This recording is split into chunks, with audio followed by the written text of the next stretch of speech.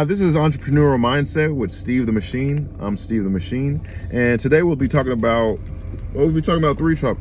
Well, first off, this is March 14, 2025, and the topics we'll be talking about will be Uber hustle across different cities, tariffs and business costs, as well as marketing with a comedy troupe. So first, we're gonna talk about Uber across different cities. So, I mean, to get in the game, you gotta sacrifice a lot. You gotta sacrifice. You can't just. I don't recommend getting in the game on entrepreneurship by just dropping everything, like dropping your job, and going at it full force. No, do not recommend that. What I do recommend is I recommend having a job, right? And if it pays well, even better. Like having a job, because you can be, you don't ever know what your unexpected expenses can come up to, right? So, me with Uber. So I have I got 2 spots of vacation at next week. Next week is gonna be, I'm going to the Grant Cardone conference in Las Vegas, the last 10X conference he's ever gonna do. So that'll be exciting. The thing is, I won't make money for those 3 days and I'm gone, right? So I'm gonna go to Las Vegas. When I come back, I'm probably gonna I got 2 days to just not even relax, because I'm already be relaxed in Vegas. Because even though I'm gonna do the conference, I'm just not gonna be doing Uber. I'm gonna do a different type of work. And I don't ever suggest, when you work, I don't ever suggest you stop working, right? You keep on going. You may pause, you may slow down, but you keep going. Like just like at a treadmill.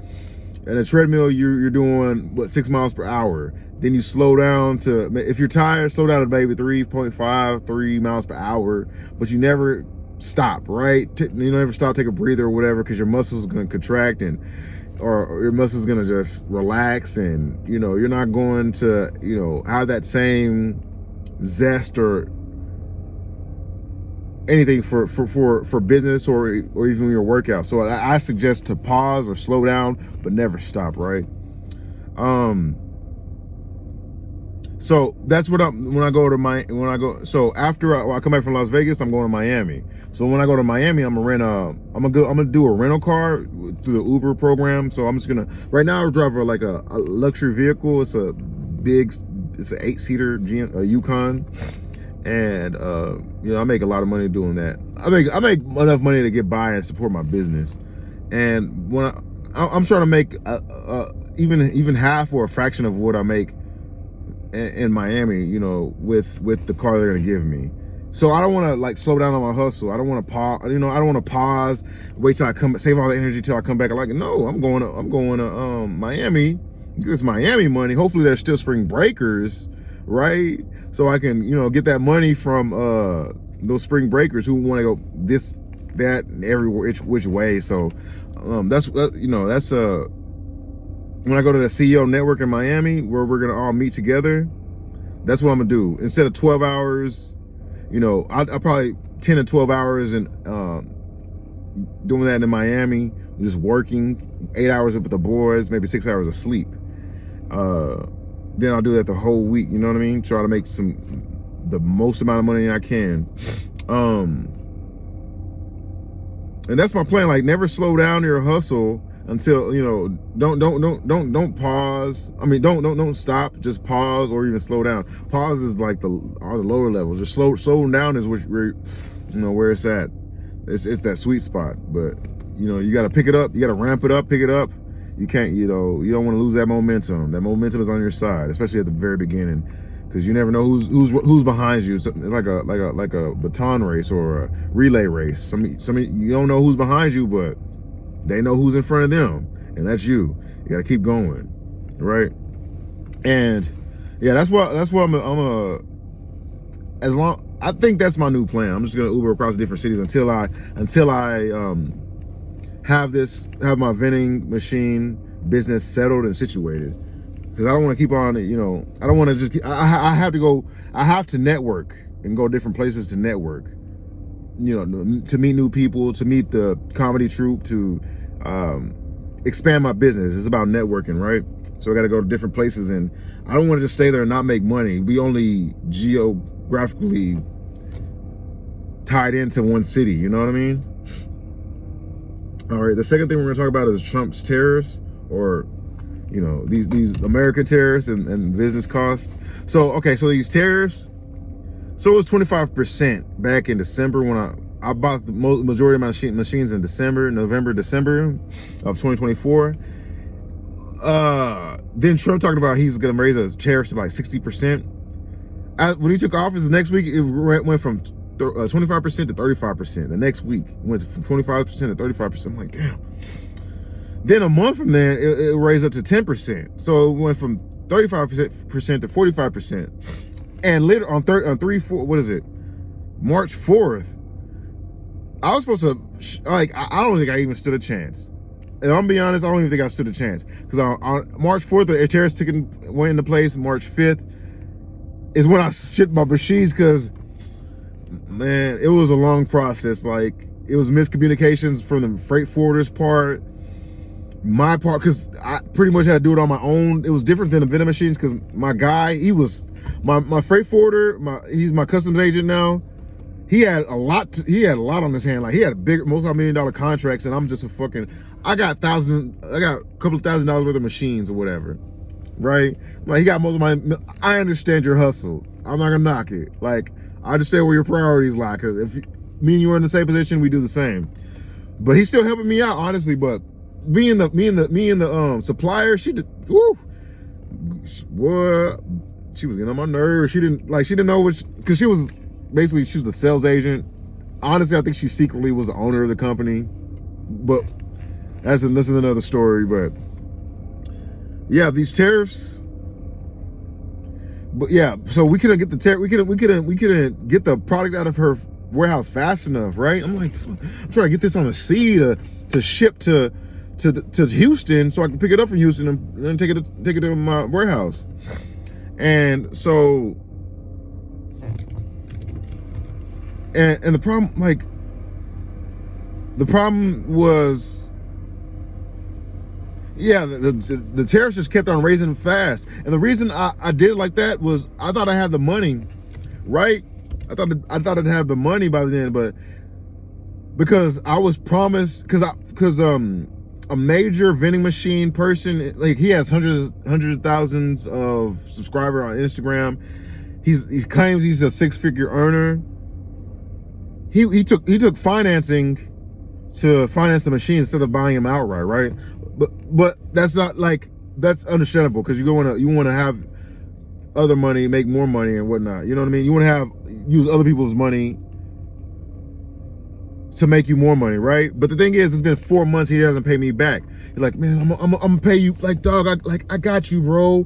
Like, he's telling the finance company this, like, man, I don't know what's happened, man. I'm running low on money, like, using a scam. Like, what? What? Like, you're supposed to be an honorable man. In business, you're supposed to be honorable.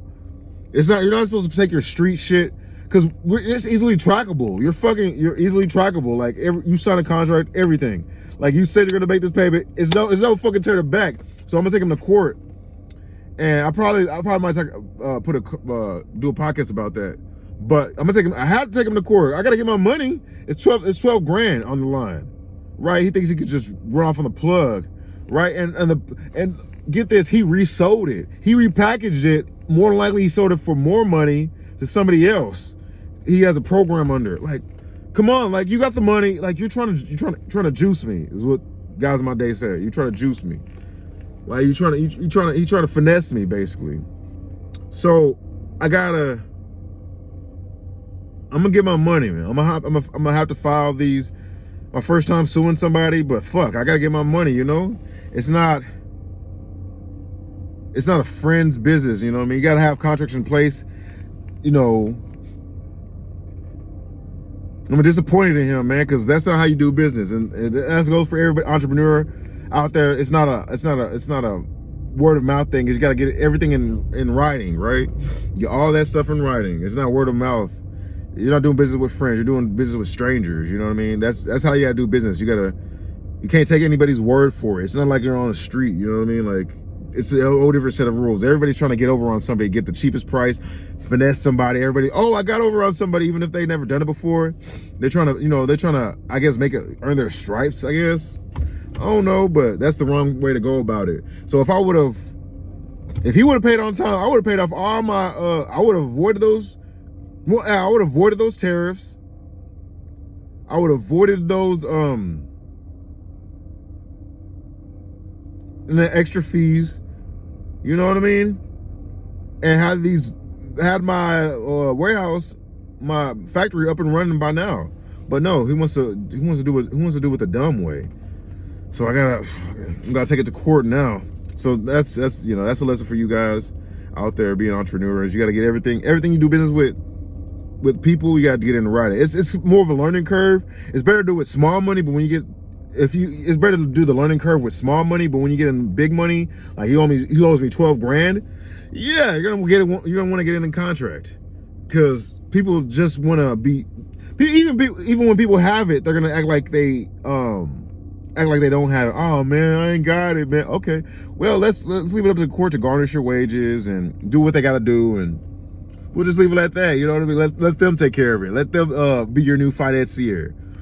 You know, that's mad, but I got to move forward. All right. But yeah, these tariffs are kicking my butt.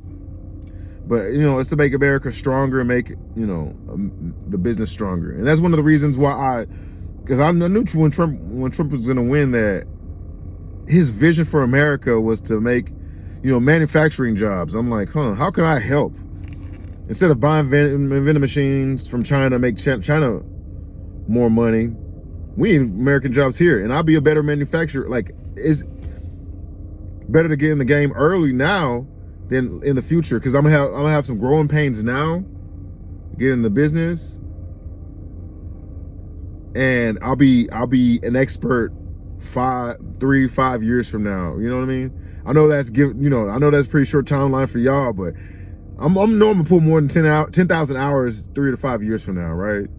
Because I put all my life into work, and I just eat, sleep, and dream about working. You know what I mean? I'm like Elon Musk at the White House, just sleeping at the White House, getting everything I need done. You know what I mean? That's how you gotta hustle. It ain't no part-time thing.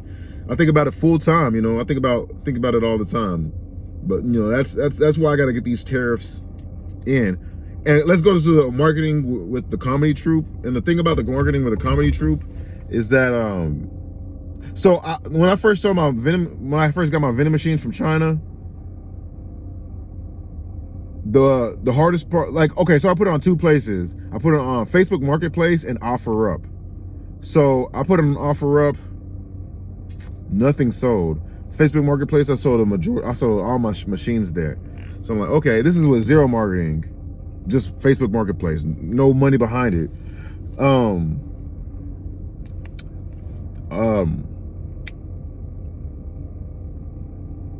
So that was a success, but the thing is, you gotta realize people don't know about your product. People need to know that you're there to even, you gotta walk up to the pretty girl for her to even know that you exist, right? Just like vending machines, people gotta know about your product to either say yes or no to. You miss 100% of the shots you don't take with marketing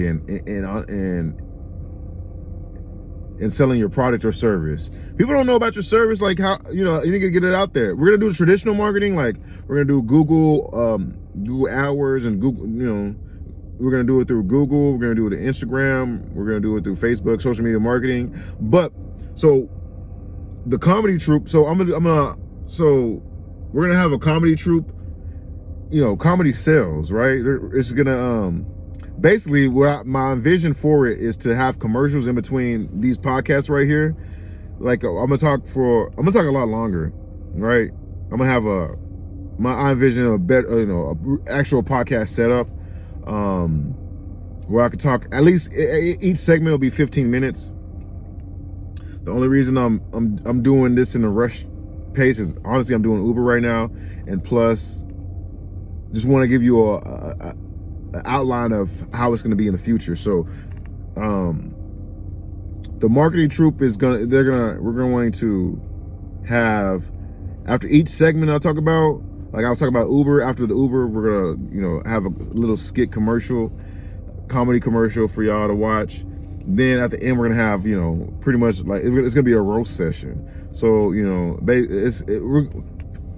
the comedians comedians are gonna be basically like put on a Zoom call or a Rumble call, because it's gonna no holds bar. You know what I mean? It's gonna have to be on Rumble because there's no holds bar. It can't be on YouTube because they'll ban this channel immediately. Like, it's gonna be on Rumble because it's gonna be no holds bar. If you want to get on there and get roasted, because these are professional roasters, be my guest. But hey, you know what I mean? That's what they're here for. They're here to roast. Like, if you want them to roast a friend or a family member or even an enemy, you know what I'm saying? Like, let us know. Let them roasters know. That's the setup of this comedy troupe I'm finna set up. So we're gonna have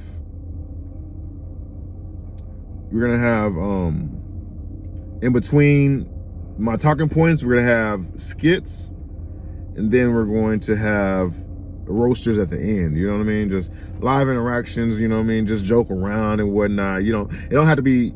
I want it to be interactive. Honestly, I want this between us to be interactive, so y'all can drop questions and I can answer those questions in real time.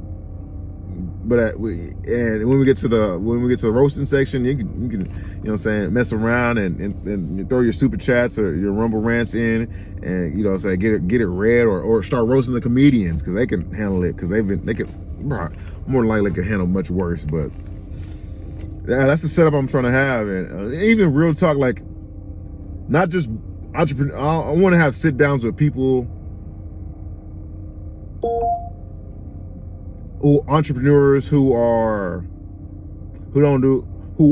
in I'm trying to phrase it right, but entrepreneurs who were like doing illegal activities, like even drug dealers. I'll ex-drug dealers who I'll sit down and talk to and see where they went wrong and how y'all can learn what not to do, right? So that's why I want to form the comedy troupe. The comedy troupe keeps engagement. How this is going to connect to my business, it just keeps engagement up. It's just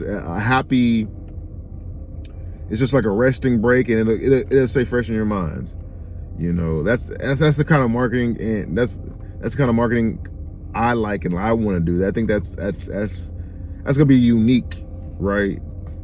So yeah, so just to wrap it up, today we talked about driving with Uber and hustling across the different cities. Keep your entrepreneurial spirit up. Don't lose your main source of income while you're doing this. Matter of fact, your main source of income should be used to support your business, your entrepreneurial business.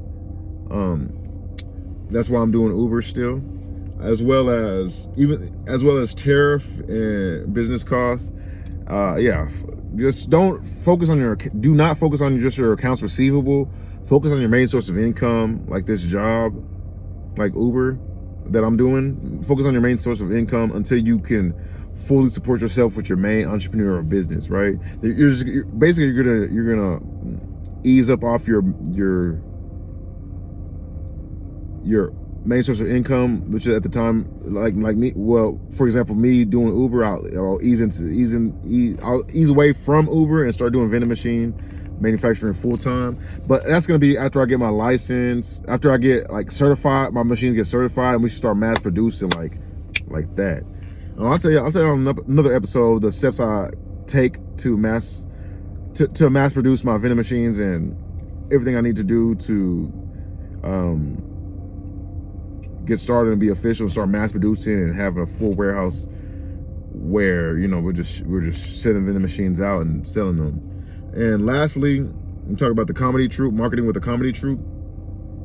So yeah, you don't necessarily have to do a comedy troupe. Because the reason I did a comedy troupe is because I was, back in the day, I think I know funny, but not a comedian funny. So I have a grasp on funniness. So whatever your niche is, whether it's funny or drama, whatever, I think go towards that. Don't, you don't have to focus on comedy if that's not your niche or forte or what you're good at. So yeah, my passion comes from like making people laugh, because people need a laugh, you know what I mean? In class, more likely in class, even if it got myself in trouble, I want to make them laugh. So yeah, that's why I focus marketing. Like honestly, you could even do drama. If you're a drama if you're somebody who, you could do drama like Jack in the Box. Man, it was a long time ago, but it's like 10-15 years ago. Like Jack in the Box had these funny but dramatic commercials. They were like making fun of drama characters, but that worked too. So that was for them, you know what I mean? So you could do drama, you could do a whole list of things, you know what I mean? Whatever's your forte, like whatever's your think of business as a major, and your minor is whatever you have fun with, right? So yeah, that's my podcast of the day. And yeah, like, comment, and subscribe.